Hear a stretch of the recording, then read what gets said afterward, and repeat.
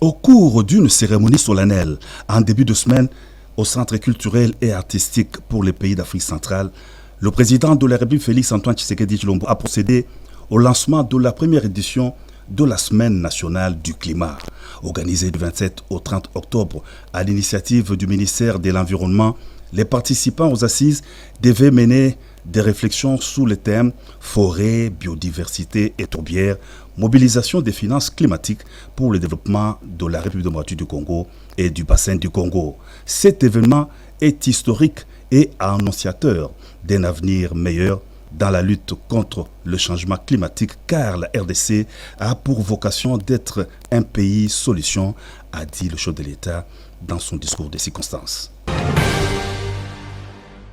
Le mardi, le président de la République Félix-Antoine Tshisekedi Tshilombo a visité l'exposition Mobutu, une vie, un destin, organisée dans le hall et la mezzanine du musée national. Cette exposition, initiée par la famille du maréchal Mobutu Sese Seko, vise à montrer à la face du monde une autre facette de sa personne au-delà de celle des dictateurs répandus à travers le monde.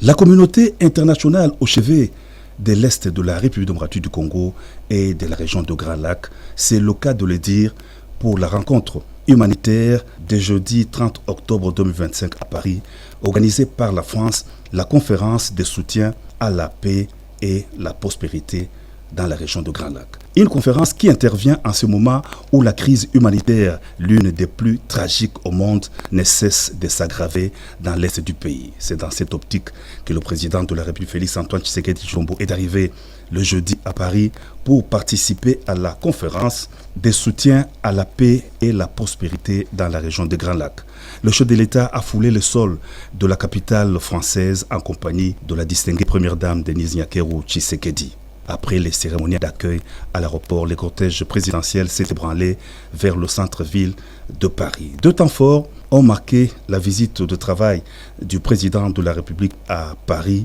à l'invitation de son homologue de la République française Emmanuel Macron. D'abord, la rencontre de deux chefs d'État au palais de l'Élysée en présence du président du Conseil des ministres du Togo, Faure Gnassingbé, à marge de la conférence de soutien à la paix et la prospérité dans la région des Grands Lacs. Le président de la République s'est ensuite rendu dans la salle de la tenue de la conférence. Face à la crise sécuritaire et humanitaire majeure dans l'est de la République démocratique du Congo, la conférence de Paris visait à obtenir un engagement plus ferme pour la mise en œuvre de la résolution 2773 du Conseil de sécurité des Nations Unies qui exige le retrait immédiat de l'AFC M23 et des forces rwandaises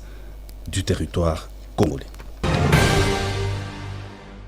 Après Paris, où il a participé à la conférence de soutien à la paix et la prospérité dans la région de Grand Lac, le président de la République est arrivé en compagnie de la distinguée première dame Denise Nyakeru Tshisekedi au Caire, en Égypte, à l'invitation de son homologue égyptien Abdel Fattah al-Sisi. Les deux chefs d'État ont eu un tête-à-tête au palais présidentiel Al-Iti Adia. Des questions liées au raffermissement des relations séculaires, d'amitié et de coopération entre la RDC et l'Égypte étaient au cœur de leur entretien. Le président Al-Sisi a vivement remercié son homologue de la RDC d'avoir répondu à son invitation de participer à l'inauguration le 1er novembre du Grand Musée d'Égypte.